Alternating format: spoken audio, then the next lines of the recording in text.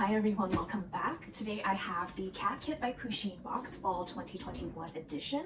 I did get this box a little late. I received it on the 29th of November. The Pusheen team did put out a message saying that the fall box was going to be late, but any subsequent boxes should now be on time due to the global supply chain. So hopefully going forward, everything will arrive seasonally. So this box is Halloween themed. You can see on the box we have a ghost white Pusheen and it's covered in different sorts of Halloween candy. And the rest of the box is just kind of black and covered with candy. The top of the box does have these little cutouts, indentations, so it's supposed to be like a craft thing like last box to do with your cat. So I'll save that for the end. This is what the inside of the box looks like. It actually is pretty heavy compared to our last box. It doesn't have any sort of little postcard on top going over the items, so I'm just going to grab them as I go. So the first item we have are these Lickable salmon treats. Now these don't really have anything Pusheen related on them. It's just kind of a bonus treat item. So you get 4 of these little squeezy tubes, and inside the main ingredient is going to be salmon. I don't think these are particularly suitable for entire meals, so something as a treat on top of regular food. If you watch any of my videos before, you know that my cats have really sensitive stomachs, so this is something I'm going to be donating to the shelter because they can't really eat fish. So I did find the card that comes with it. It was just tucked in a corner. So on one side it has the Cat Kit by Pusheen box, and on the other side it has the list of items. Next item we have is this Crinkle Cat Toy. So here it is outside of the packaging. You have a Pusheen, Stormy, and Pip as ghosts, and it is a little bit crinkly. I can't tell if it's catnip infused. It doesn't say that, but it does kind of smell like catnip. Next item we have is this Pusheen design lint roller.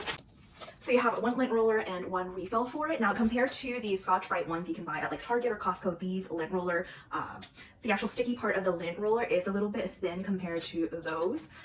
But if you look closely, they are Pusheen ghost designed. Both my cats have a lot of white fur, so these will come in handy. Next item is this wand toy. I would say maybe the wand is about 10 inches, and here is the little dangle. I do wish the wand was a little bit longer, same with the string. This feels almost like a miniature cat toy. I'm not sure if this is the most ergonomical way to play with your cat. Most of my wand toys are going to be a little bigger, but Snowshoe seems to be interested in the wand toy. Ooh.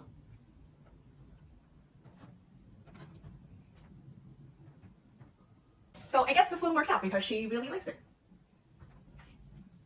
Next we have a cat harness. So the harness itself has little purple Pusheens with wings on it, and on the back you have your pair of wings. On the very top it does have this metal ring, and it comes with a leash that you can clip onto this. I don't really walk my cats, so I probably won't really use this as a harness, but I can use it as a costume for them. So sorry for the bad angle. So there is a Velcro strap that goes underneath the cat's head and another one that goes around their abdomen. And this is what Canlyn looks like with it on. She's pretty unhappy about it, so we'll take her off. I do have another cat harness that is just a harness. I would say compared to that, this is not a very well designed harness, but as a costume, it is cute. So here's what Canlyn looks like with her little wing. She's pretty upset, but very adorable. Last couple of items. This is a little charm that can be clipped to cat collars. The design of it is a upside down Pusheen bat hanging with a lobster claw on top as the attachment. I don't really have collars on my cat, so I'll be putting this on my keychain. Second to the last item is this feeding mat. This is what the design looks like. It goes with our ghost haunted theme. The front of it is this squishy material, and the back is the non-slip padding. The quality of this feels really good, and it doesn't have a very strong rubber smell as you tend to get with these feeding mats. She's actually in need of a feeding mat, so this is perfect for her. Our very last item is a ceramic treat jar. How cute is this treat jar? So it's completely ceramic, and on top is this airtight rubber ring around the rim. And inside is just bling. On the front it says tricks and treats, and on the bottom it has the Pusheen logo. This is super cute. So what I do notice is that the kind of rubber ring around the rim of this isn't exactly form-fitting, so I wouldn't put anything that is really sensitive to moisture inside this. So just as a regular container, probably wouldn't put anything too crunchy on it because it will get stale due to that rim. So that's kind of the end of the box. My favorite item would be this treat jar. Probably not gonna put cat treats in it. Probably it will be for me as like a trinket jar, but it feels really good and it looks super cute. So that's my favorite, but as you guys saw before, the little rod toy is probably Snowshoe's favorite. And seems like Canlyn is super into this toy as well. So even though I thought it was kind of stupid and small, it looks like the cats really like it.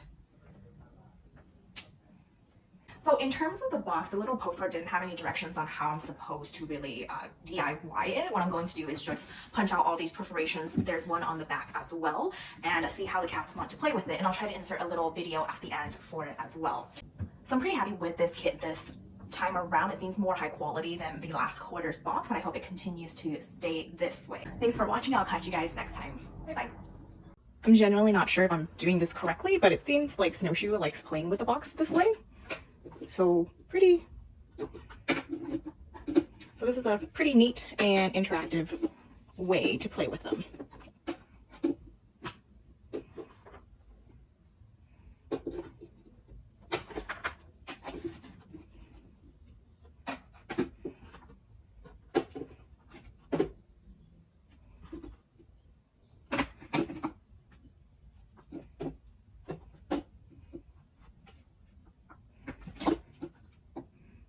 I did kind of mess up tearing the perforations out. That's why there's a little bit of tape in the middle circle.